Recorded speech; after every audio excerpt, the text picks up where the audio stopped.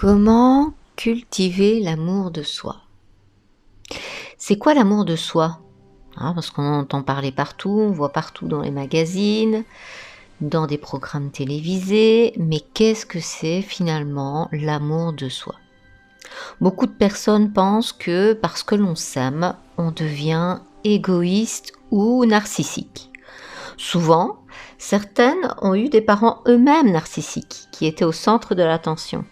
Mais ces personnes sont souvent dans le déni de soi. Pour elles, s'aimer, c'est être égoïste ou ce n'est pas bien. Alors, petite explication, l'égoïsme, c'est utiliser l'autre pour se faire plaisir. L'amour de soi, c'est le respect de soi. On nous a appris dans ces familles dysfonctionnelles que l'amour c'est l'oubli de soi, l'abnégation, plaire à l'autre, ne pas exister pour que l'autre puisse le faire. Et il en résulte que lorsqu'on a vécu avec un parent narcissique ou bien on croit que c'est une croyance que nos besoins ne comptent pas. Je dois faire plaisir à maman ou à papa pour être aimé. Je dois me sacrifier pour être accepté. Je dois tout sacrifier pour être accepté.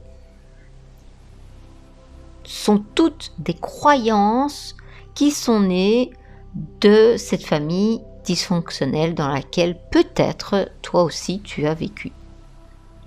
On n'a pas conscience de notre identité. Quand on devient adulte, on ne sait pas vraiment qui on est et quels sont nos besoins et ce qu'on aime réellement.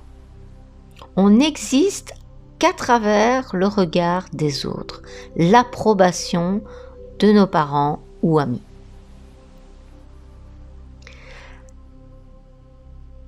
Alors je vais te proposer quelques points pour apprendre à t'aimer. S'aimer, c'est d'abord s'accepter tel que l'on est à 100%. Alors peu importe que tu aies quelques kilos en trop, des boutons, des cheveux fins ou crôlés, aime toutes les parties de toi, même tes imperfections. D'ailleurs, où est la perfection? Ce n'est qu'une illusion. Qui en a décidé? Les normes de la société de consommation dans laquelle on vit? Taille 36 à forte poitrine, c'est ça? Ça, c'est pour l'aspect physique. Mais il y a aussi d'autres facettes. Que l'on puisse se tromper. Par exemple, ne pas atteindre un objectif. Être persuadé qu'on n'est pas capable de faire certaines choses. Accepte aussi dans ta vie qu'il y a des choses positives et des choses qui sont moins agréables, tout simplement. Et c'est ok comme ça. Deuxième point, changer ce que vous n'aimez pas. Change ce que tu n'aimes pas. S'aimer, c'est oser faire le pas nécessaire pour changer ce qu'on n'aime pas. Que ce soit ton job, tes relations, peu importe. C'est pas si grave si en ce moment c'est le cas, mais tu peux changer cette situation si tu le veux. Fais le premier pas. Ose. Par exemple, quand j'étais à la mairie, que je voulais m'installer comme indépendante, j'ai essayé plein de trucs. J'ai fait plein de plans financiers, plein de projets que j'avais en tête. J'ai mis les premières actions en marche. Ça ne fonctionnait pas, ça n'allait pas. J'avais toujours quelque chose qui ne fonctionnait pas. Jusqu'au jour, où j'ai tout quitté. C'est-à-dire non seulement mon emploi, mais aussi mon pays. Et aujourd'hui, je vis dans le sud de la France, alors qu'à la base, je vivais en Belgique. Donc ose, vas-y, et c'est pas grave si tu te trompes. Tu auras de toute façon appris plein de choses, ça sera une belle expérience à vivre.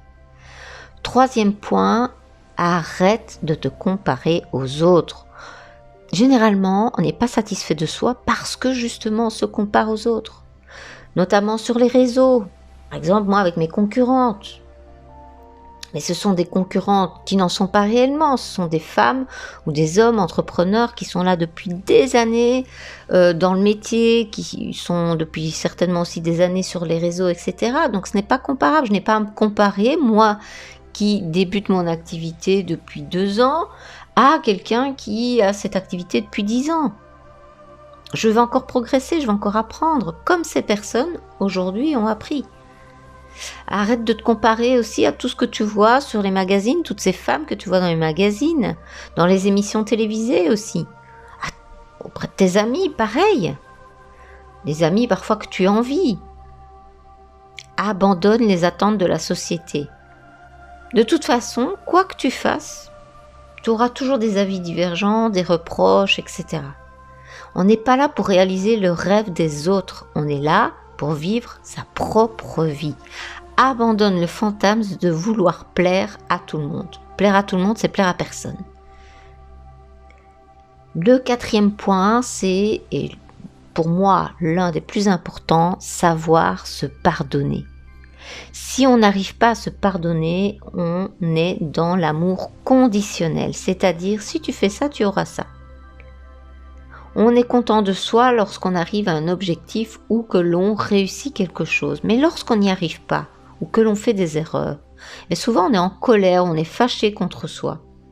S'aimer, c'est aimer aussi aimer faire des erreurs. C'est une expérience de vie, un apprentissage. Si je te prends l'exemple de ton enfant qui fait une erreur ou une bêtise ou qui n'est pas arrivé à faire quelque chose, qu'est-ce que tu vas lui dire?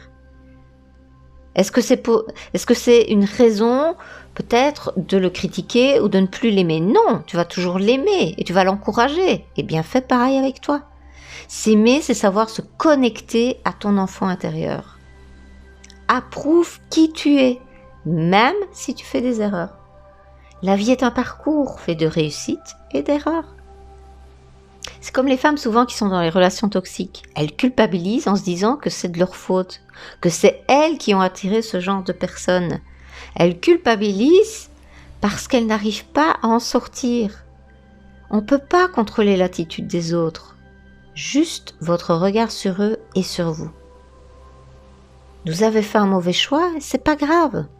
Qu'est-ce que vous avez appris de cette expérience? Qu'est-ce que vous allez en retenir? C'est ça qui est important. Et le 5e point, renouer avec son enfant intérieur. Retrouve ta gaieté, retrouve ta joie à t'émerveiller de toutes les petites choses de la vie.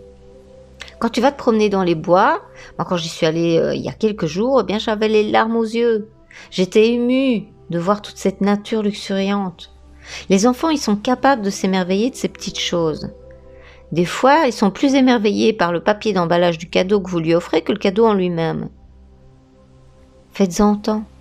Autorisez-vous à vous amuser, danser, chanter, entourez-vous de vos amis pour rire, pour vous amuser. Cultive l'amour de toi. Je te dis à très bientôt, prends bien soin de toi.